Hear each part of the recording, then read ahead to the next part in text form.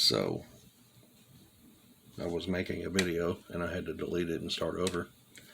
So this is the starting over again. I'm going to explain, wow, that's focusing really good. I'm going to explain this screw right here. This is the OH32 PO2 Tundra shoulder screw. Focus.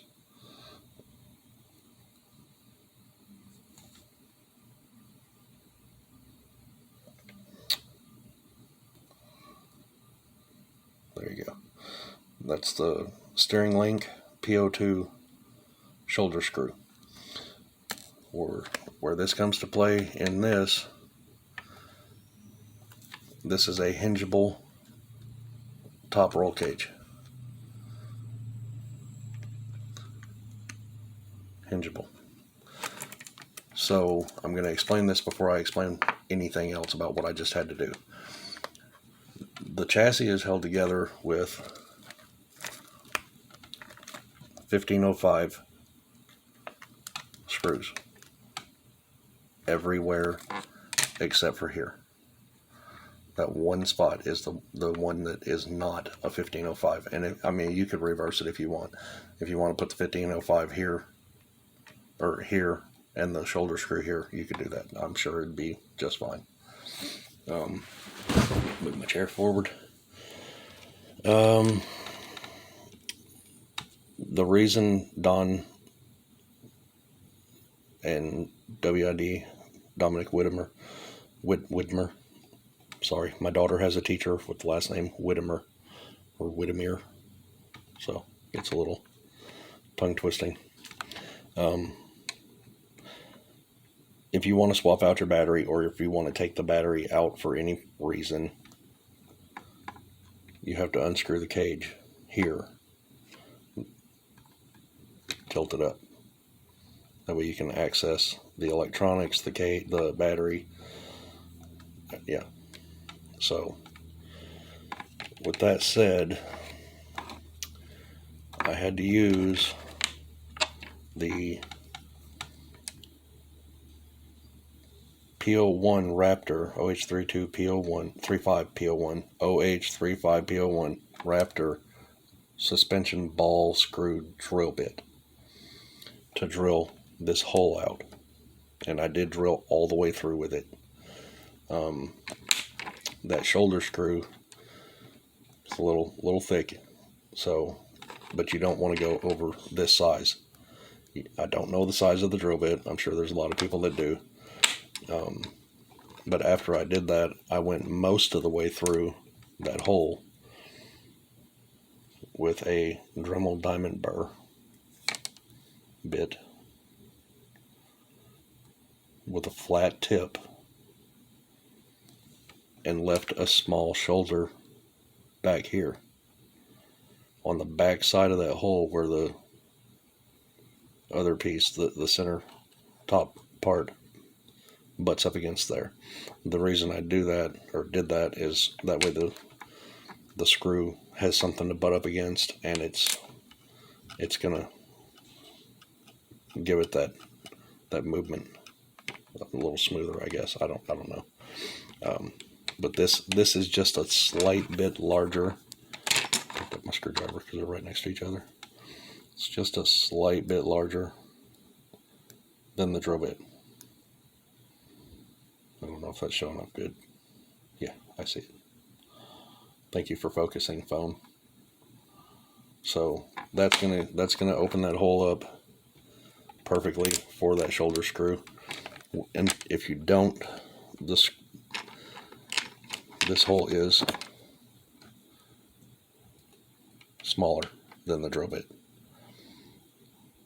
Get that on camera and get it to focus.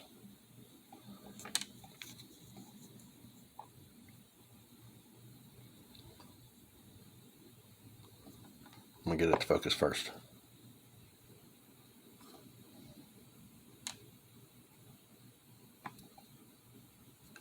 There we go.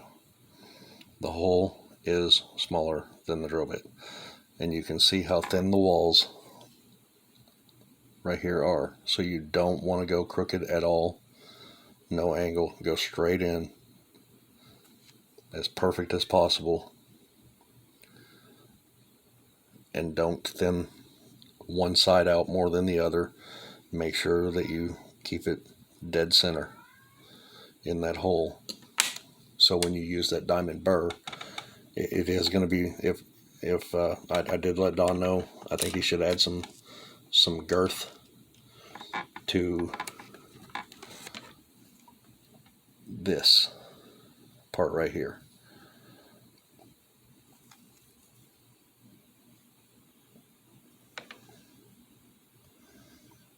If not, I'm sure it can work. I'm not going to have any problems with this. I know there are people that will accidentally go crooked with it, break it, cutting through. Using the wrong size burr could be a problem also, or drill bit. So be very, very, very careful. Let's show some love to Dominic Widmer and Don Gargan for making this, and try not to break them during the assembly.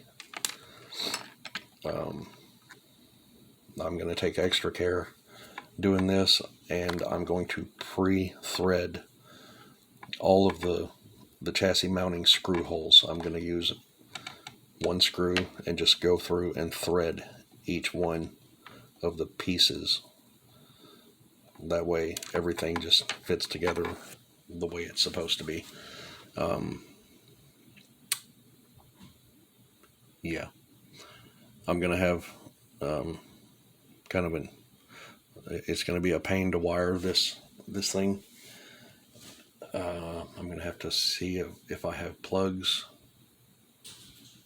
for the Tarsi ESC wires and plugs without taking anything else apart to get wires and plugs. If not, I'll have to order some. So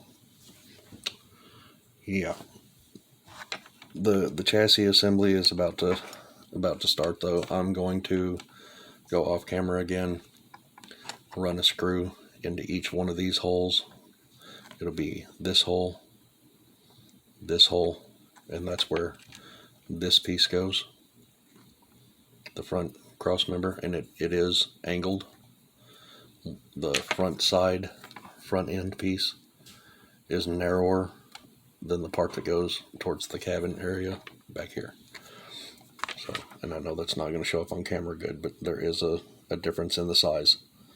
So I'm going to pre-thread the 4 holes on this. Each one of these, I'm going to call them tubes, that go on the back. I'm going to pre-thread them, and then come in and pre-thread these, and that will be a complete chassis minus the skid plate, and I'm going to leave that for last. I'll assemble the axles off camera. The shocks I might do a video on, because I've never seen these shocks done before. Drive shafts and suspension links and all that I'll do off camera. So I'm going to go to work and get this stuff going, and I'll probably do a couple more videos before you see this thing as a complete assembly. The complete assembly will probably not have electronics in it before, because I'm going to have to get into other boxes and see what I have for electronics wiring and stuff. I know I have a TS0001 with all the wires on it, and I might have to snip them off and use them. Ooh, don't know yet. Actually, yeah, I probably will, because I have a TS0002 for the gamey baby fat girl. Oh, and I am going to say this. If you have a gamey baby fat girl, 90mm chassis especially, the space inside that cabin or cab is very limited.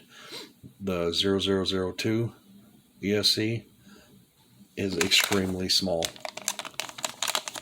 It is a very small ESC. That's my right thumbnail next to it. Very small.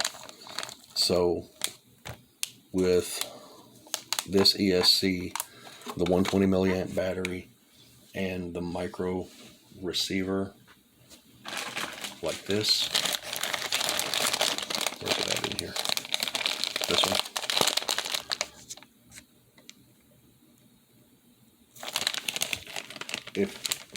If that's decased, I am 100% sure that will fit in that 90 millimeter chassis. I have had a pain in the neck, back, ass, whatever you want to say, trying to find electronics that will fit inside that chassis with the battery in there.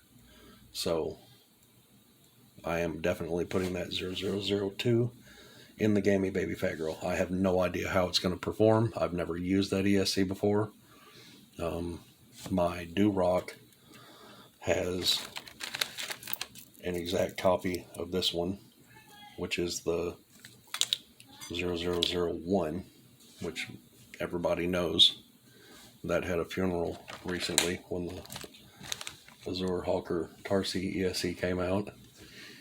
That was may it rest in peace, but mine still works fine. I think this is, I've seen a lot of videos where people are saying their 0001 does not work. It glitches and all this. The only glitch I ever have is with my steering servo, I guess, locking up. I'll turn to the right or to the left and it'll just stick. And I have to manually move it with my fingers to get it to go back to working fine. Other than that, never had any problems with it. So anyway, I think it's time to cut the camera off, upload this short video. Short compared to the other one. That would have been I don't remember, 30-something minute video if I'd have put the part 1 and part 2 together, but I didn't have the phone space to put them together. And photo editor has been very busy, so he couldn't do that to help me. That would be my son. My son, he videos the high school football games and stuff too. So he's been quite busy lately. But yeah, I'm going to get to messing around here and seeing what I can slap together and figure this out. It's fun with no instructions. I don't know if Don is going to give an instruction sheet for it. I'm pretty sure he will. He did with the Do-Rock. So I'm just kind of winging it and going by what he's saying and what he has explained to me and how everything goes together. So bear with me. It's an experiment. It's all for the science. Anyway, I'll be back later. Thanks for watching. Like, share, and subscribe. Appreciate it.